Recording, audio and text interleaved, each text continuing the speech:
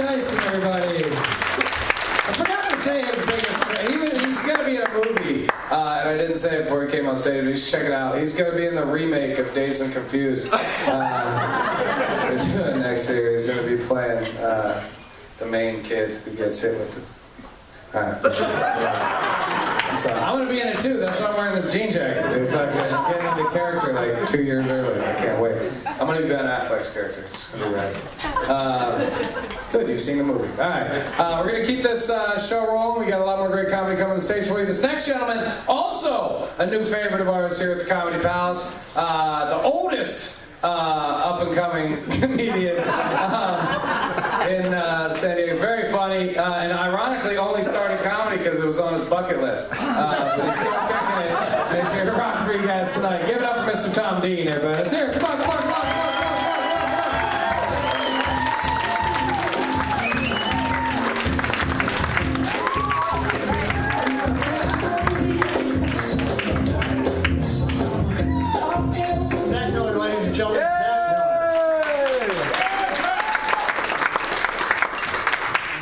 Thank you, that's very nice of you. Let's get this off the table right away. My age. I recently celebrated my 77th birthday. All right. Thank you. I'm curious about something. Was that applause for me being 77 or the possibility you're going to see a comedian actually die up here? Well, stick around. This could be your lucky night. Financially, I'm doing okay. I have my Social Security and my pension. But you know, when you're on a fixed income, come the end of the month, when you have to pay the bills, things can get a little dicey. So about a month ago, I decided I'd see if I could find myself a part-time job. And I found one that I really liked.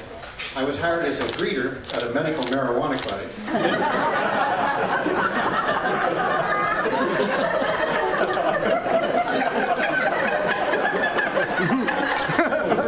Kind of a weird place to work. My first day on the job, I'm standing in the lobby and a guy came through the front door, so I said, "Hi." He said, "Not yet, but I'm working on it." The people there at the clinic, the clients, they seemed to like me, particularly when they found out that I was a grandfather. You see, these folks recognize the three most important characteristics of being a grandparent. Number one, we're never judgmental. Two, we also have issues with short-term memory loss. And three, we usually have munchies with us. But if you've been following the news, you know that the city of San Diego has been clamping down on these clinics, and the next thing you know, I got laid off. Well, no, that's okay. That's okay. I'm kind of a determined cuss, so I went out looking for another job, and I'm really happy to report to you tonight that I now work for a local Catholic church. I'm a bouncer at their Wednesday night bingo games. And listen, if you know bingo players, you know they're a little nuts. And last week I had to eject an 88-year-old great-grandmother. Well, what she did was, she snuck up on this elderly gentleman who was sleeping between games, and she activated his life alert button.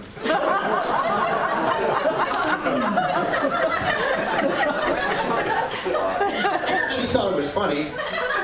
The paramedics didn't.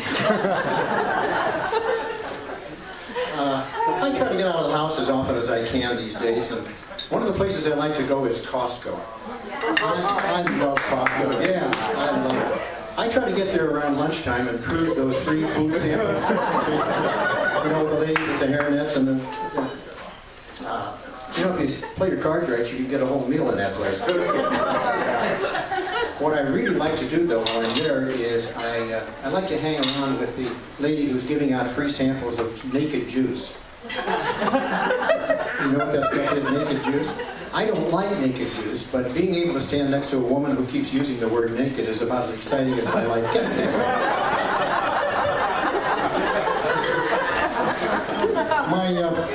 My health is good, well, except for an old injury that I sustained while serving our country in the United States Navy.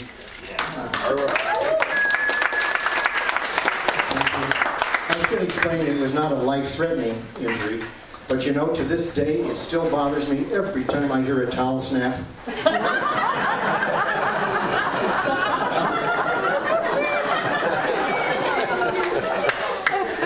Healthcare is, of course, a very very important issue for people my age. And I recently joined an HMO, Kaiser Permanente. Kaiser. And by the way, I looked it up. I found out that permanente is actually an old Spanish word that loosely translated means, yes, we have doctors. No, you can't see one. It's true. I called up to make my first appointment. I asked the woman on the phone, I said, which doctor am I going to see? She said, you're not going to see a doctor. You're going to see a physician's assistant.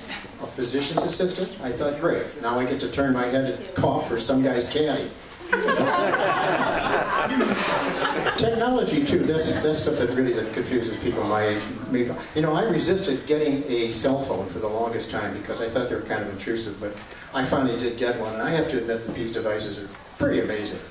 I got one that's both a telephone and a camera. Don't tell me I'm not high-tech. Anyway, the problem I'm having with it, the button for the telephone is right next to the button for the camera.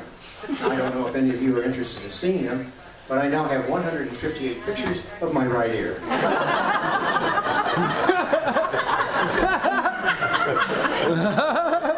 Well, speaking of technology, have you seen the latest thing, the new techno gadget that's out there? Fitbit, you know? Yeah. Seen this Fitbit? Yeah. You got Fitbit? That's the darndest thing. If you don't know what it's basically it's a watch where you wear it on your wrist, and it keeps track of the number of steps that you take each day. It tells you how far you've walked, how many calories you've burned. It even tells you about your sleep habits. It helps you there. Well, I've got some really good news for some of you in the audience anyway.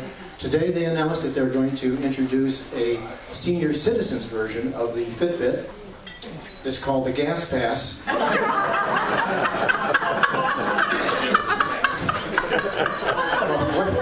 What you do is you wear it around your waist like a belt, and it tracks the intensity and frequency of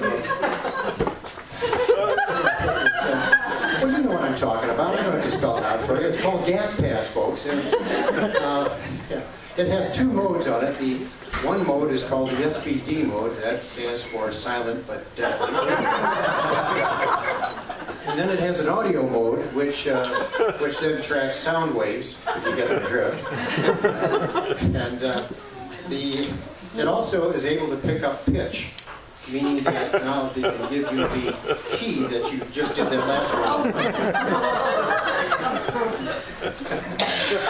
They have, in case you're having to go to a party or something like that, or a social event, they have an attachment that you put on the buckle. And what it does, if there's if there is an event, and it wasn't you weren't the perpetrator of the event, a little flag comes out and points to the person who did it.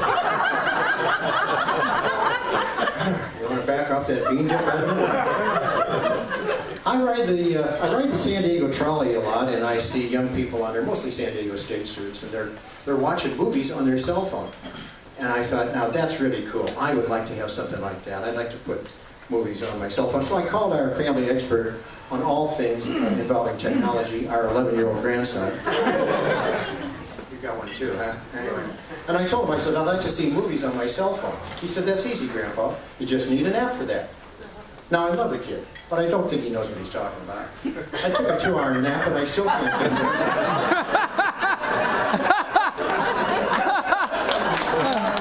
This is way past my bedtime. You don't know what he's thinking about.